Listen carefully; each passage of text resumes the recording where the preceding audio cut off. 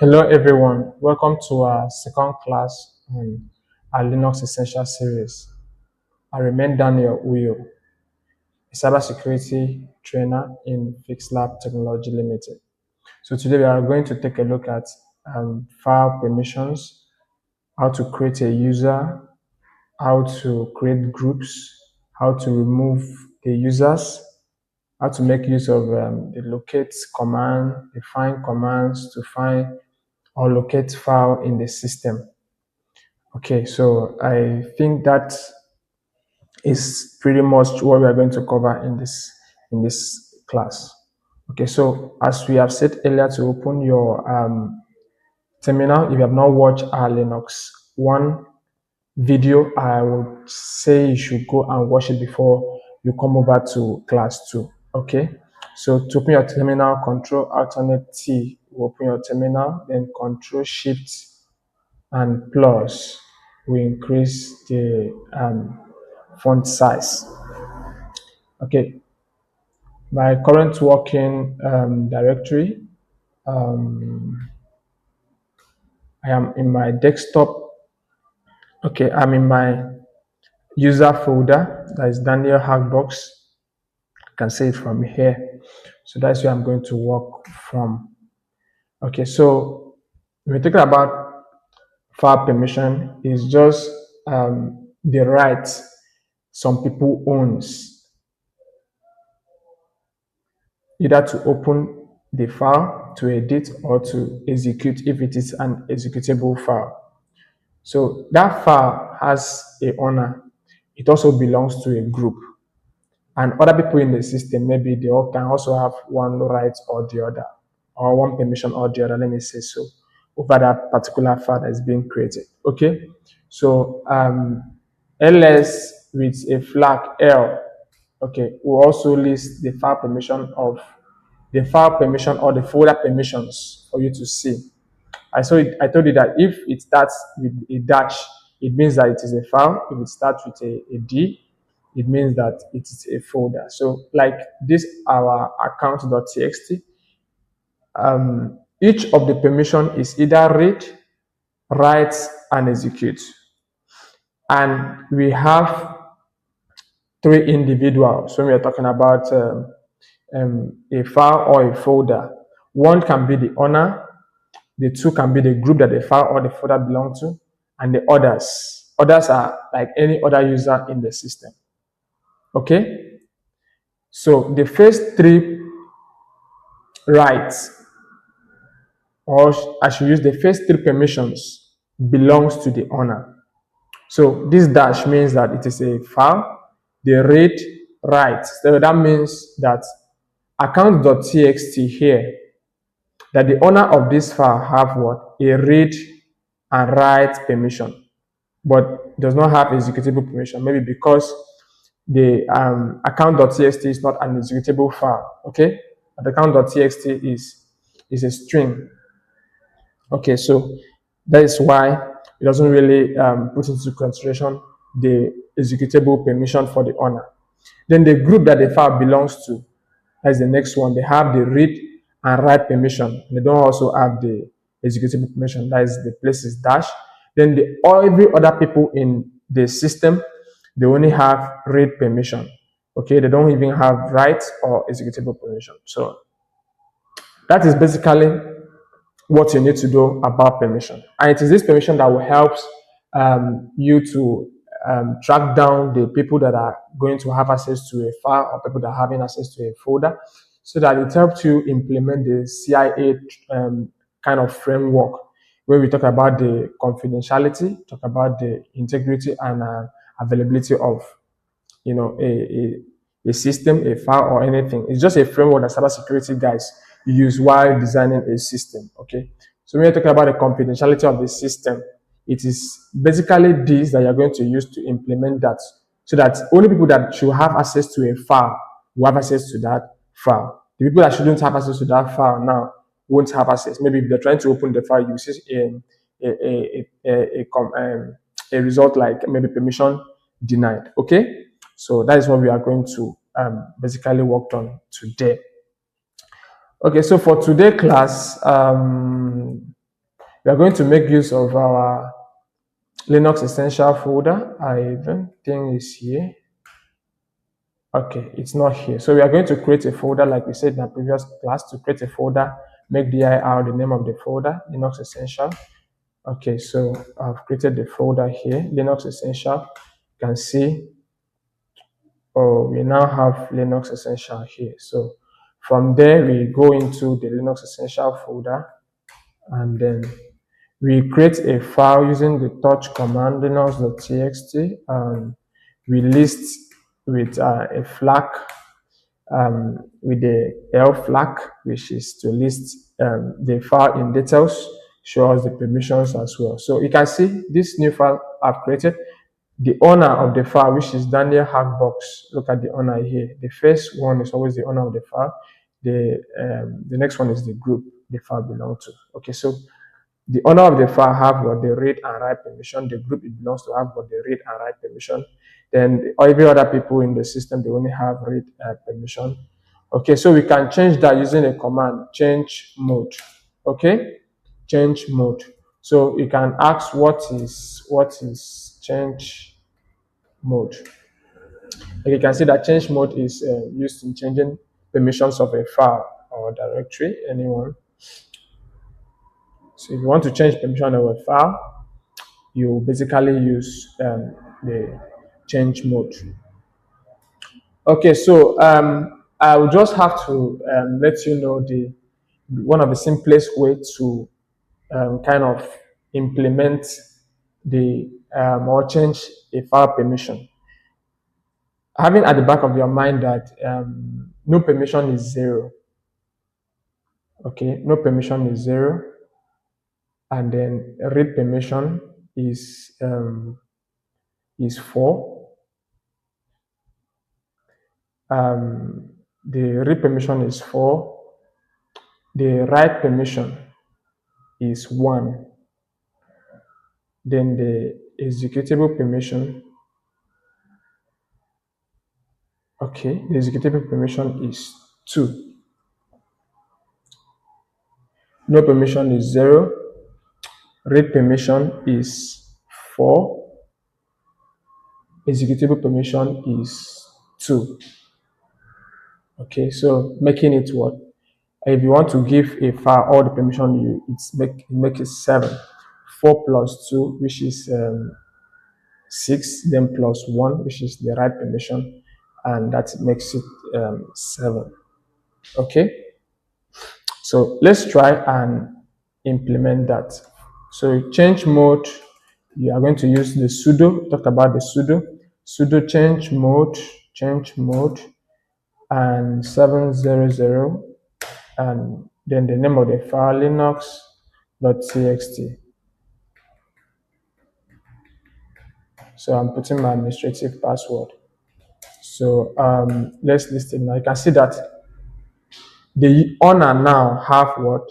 The read, the write, and executable permission for the file linux.txt. Okay, because this 7 is like giving all the permission to the owner. The first number is for the owner. The second number here is for the group. Then the third number is for what? The other people in the system. So the first number is for the owner. The second number is for the group. Then the third number is for every other people or every other person in the system. Okay, so let's say I want to give only read permission to the owner. So same thing, sudo change mode, then 4, 4, 4, 4. Every person, like the group, the owner, the group, and others, they will have read permission. Then the name of the file, which can be linux.txt. So so you can see that the owner have what? The read permission. The group that it belongs to have a read permission. Then every other persons have what? A read permission. So you can see read permission from here. The 2, like, it's supposed to be maybe read, write, execute, but the 2, they are empty. So the owner only have what? Read permission. Every owner, group, and other people, they have the 3 permission to be implemented for that particular file. Okay, So if I want to maybe give read permission to the owner, write permission to the group, and then no permission to others, what can we do? So sudo change mode. If you say we should start with 4, which is for the owner, you are right, because 4 is actually giving read permission to the owner.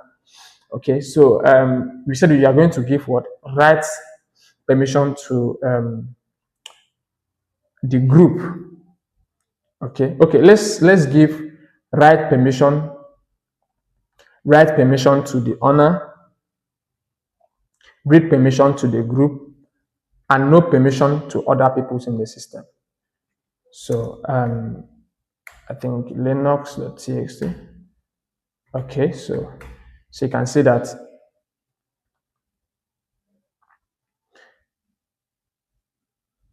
Okay, I think let's go back and see. Look at that, please.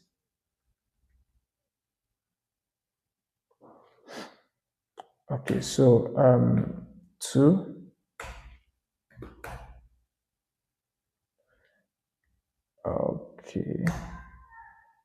Okay, so 2 is for write, while 1 is for execute, please.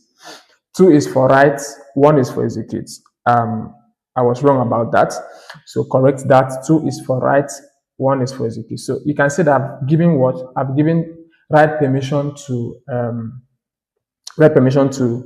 the owner, read permission to the group, and no permission to every other person in the system. You see what I did here, where I use 1, you can see that I give executable permission to the owner, read permission to the group, and then every other person in the system do not have any permission to that file. Okay, so that was kind of how to change permissions for a file. So you might be asking, how can we also change the group a file belongs to, or the owner of a particular file? So that is when change own comes in.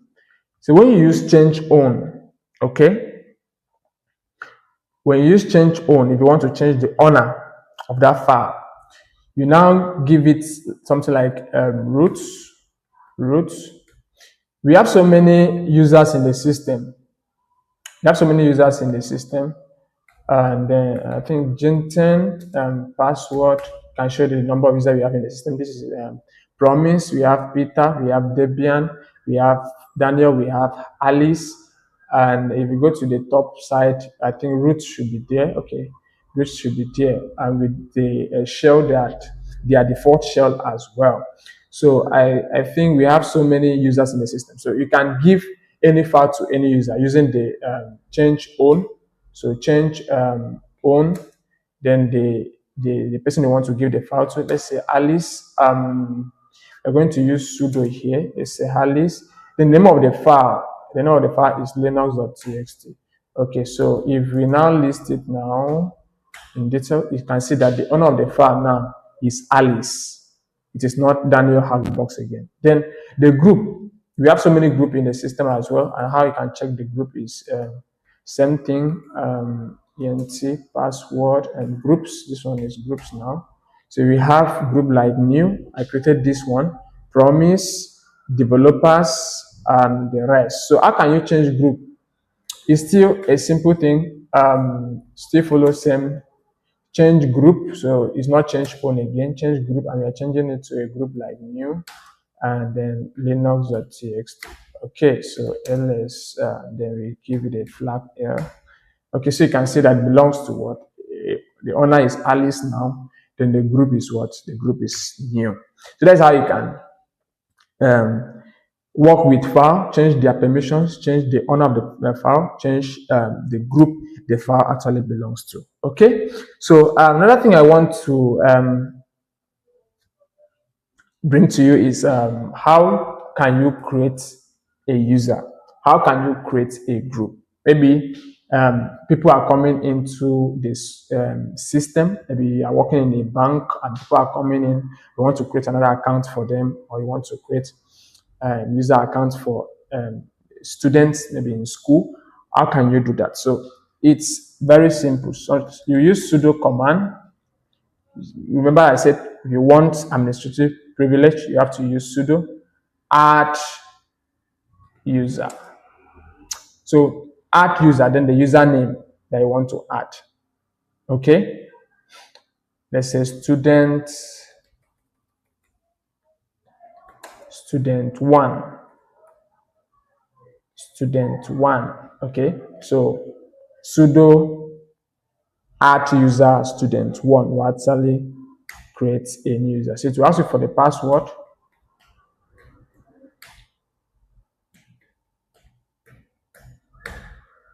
Okay, so password was updated successfully. The full name of that student, which can be Daniel Emmanuel Uyo. Okay, the room number, which let's give it 20. The work phone number 23 plus 234 and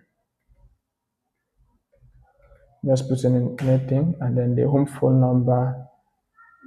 You must not put all this. I'm just trying to be official. I don't even know if the number is complete. Every other thing. Is this information correct? Yes. Okay, so that user has been what? Created. So if you go to our home directory now, you can see that we have student1 folder included in the users folder as well. From Daniel Hackbox, we have promise, we have student1 as well. Okay, so let's go back to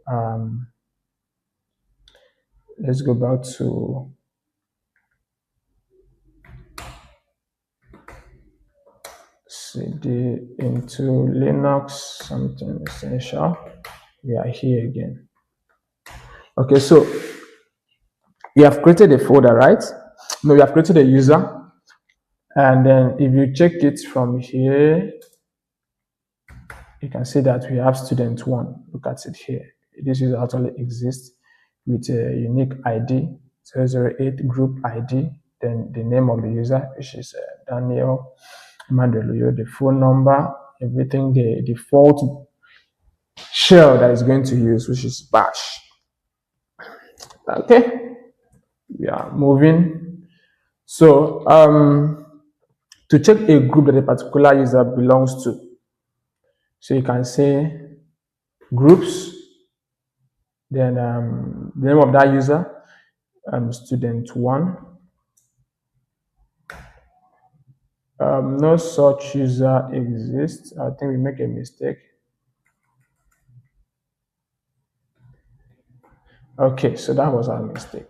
So you can see that student1 belongs to a group. Student1 also belongs to a group users. So that is the two group that student1 actually belongs to. Okay, so you are moving. Now, how can we create group? We have created a user. How can we create group? Okay, so same thing. Add sudo add. Now, instead of user, add group. So let's say add group computer science. Computer science. Okay. I think we have a problem, but let's check if a group has been created.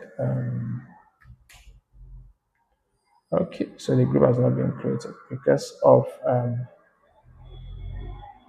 space. I think so. So sudo add group, then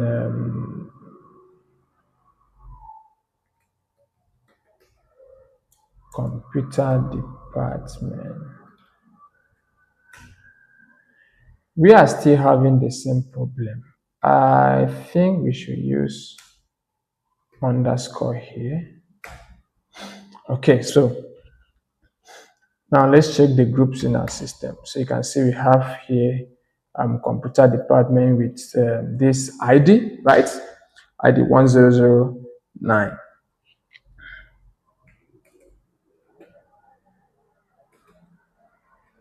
Okay, so now we can create a student file, make the owner the particular student, that is student one, and makes it belongs to a group computer department. Can we do that? Yeah, we can do that. So student file.txt. Okay, so ls, see we have student file.txt. If we list this, you can see that student file.txt have read write permission. Okay, so it belongs to Dandy Hackbox and belongs to Dandy Hack. Okay, so we change the owner now. We change the owner to student one.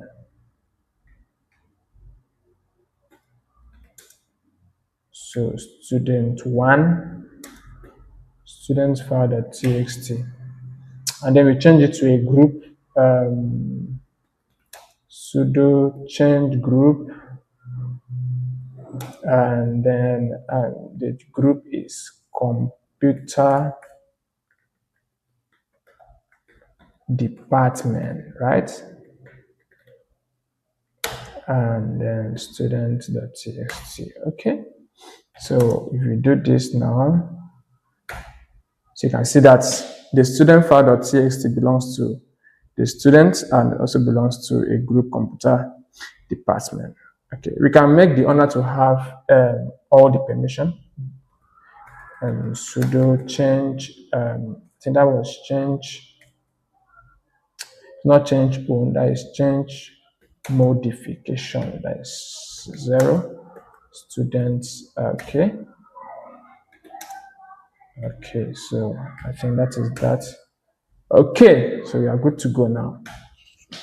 So the next thing we can talk about is how can we add, because now if you check students, group students now, the student does not belong to the computer, student does not belong to the computer department. So how can we add that particular student to the computer department? So that is when sudo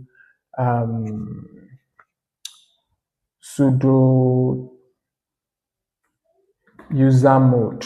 Okay, usermod, then you give it a flag AG, then the name of the group that it wants to take the user to. Okay, computer department, right? The name of the user, which is student one, right? Okay, so now if you try to list the group that student one belongs to, so you see that computer department has been added. Okay, so locate, how to use locate command. So locate is actually used to search a system to find a particular file you are giving it to find, or a folder. Okay, it will just try it best. For example, exploit. If you want to look for anything exploit, you can see tons of things we have that is related to exploit. Maybe from the metasploitable framework. Most of it will be from the metasploitable framework. Okay, so you can locate our student.txt, locate student, is that spelling of student.txt? So everywhere in our system that we have any file related to student.txt, it should display. Okay, so this is it. Locate is really useful when you are trying to make search across the system. Okay, so let's clear this and then let's go back to our locate. Then we use exploits. Okay, so this is what we call piping. Piping is kind of carrying the output of one command and going and putting it like as an input of another command. So when we are talking about piping, let's say we want to filter this, you can say head. Then head is just trying to give us the first 5. Okay, we have head command, we have tail command. Head command is just trying to say, okay, please give us the first 5 lines of this output, or tail is give us the last 5 lines of this output, depending on the number you are giving to it. Okay, so that is the what head and tail is used for. I just hope you understand. So we can now say, okay, the output of this locates going into head.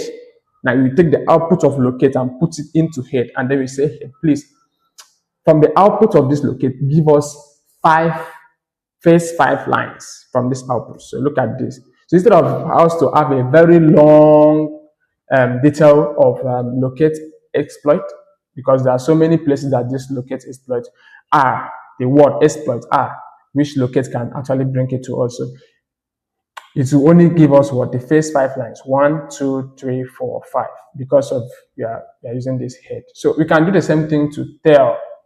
Okay, can do the same thing to tail. I think I have not tried it before. Okay, so the last, from the result, the last 5 lines, what is tail, right? So why am I bringing this? Because there's something we call grep. Grep is a kind of a filter command that filter what you give, like you give to it. Okay, grep. I think it's grep, right? So let's still use our locate, and then we grab or grep or n. We grab the one that is only related to, let's say, metasploit.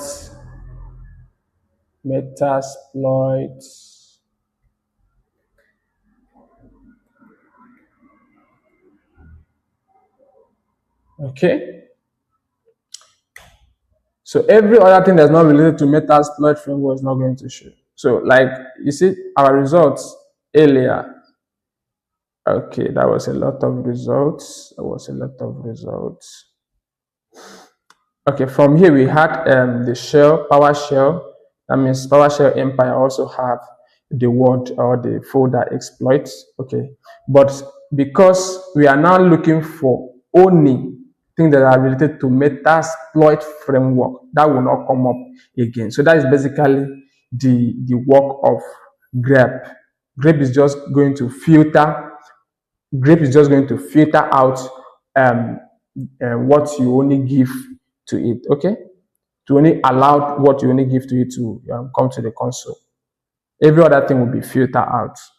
Okay, so like we can also say, give us only things that are related to .txt with the extension.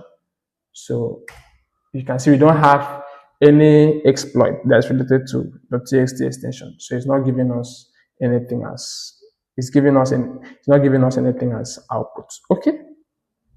So apart from this, we also have the find command. So find, when you give this command, you need to also specify the paths in which it's going to find. But if you are trying to find that particular file in your current working directory, you can just give it a name. It will only output that file for you, right? But better still, you can also give it a directory like find, and then you give it this directory. From home directory, you have, okay, from your home directory, you have your desktop. Okay, then from your desktop, you have Linux Essential. Okay, so you have Linux Essential. Then you can specify, you can say type. Type can be file.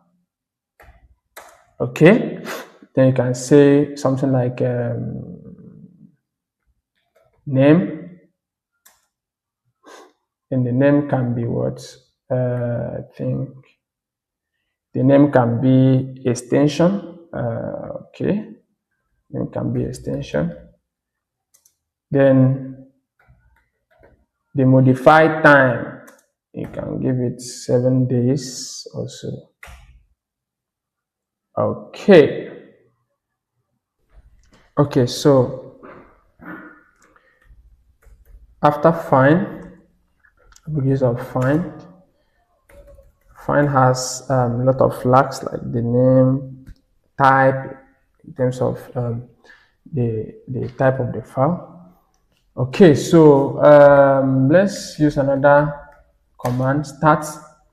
So start will actually give you an overview or a file metadata.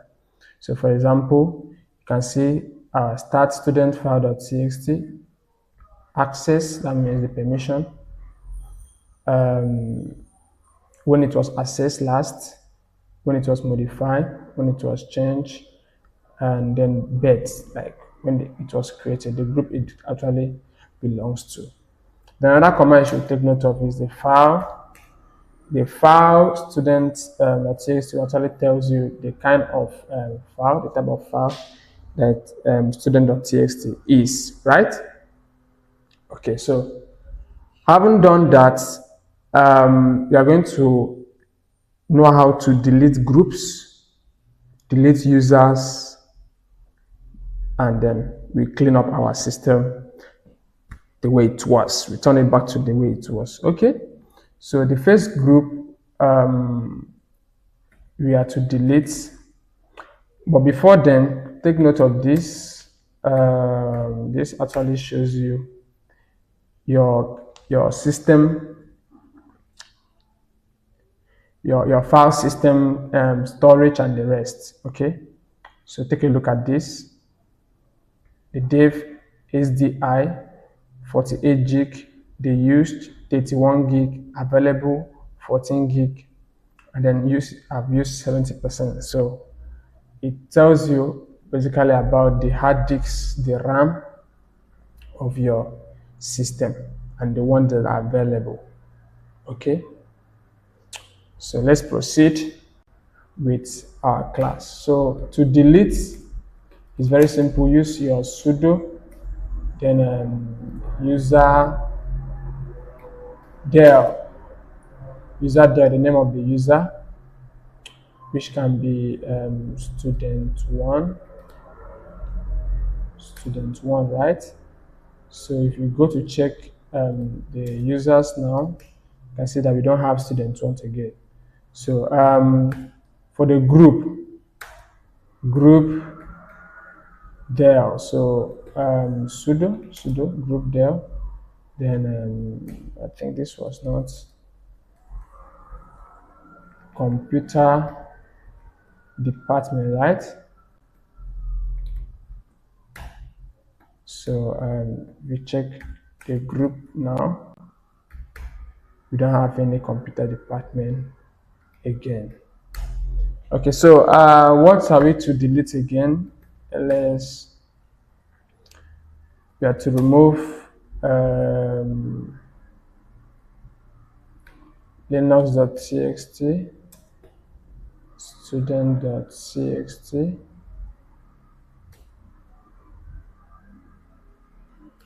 Okay, remove linux.txt, right? Okay, I don't have the right to remove that, I think. Remove rm, then I force it to be removed. Okay, so I think that works. Yeah, then we go out from here, we cd, then we remove the folder Linux Essential.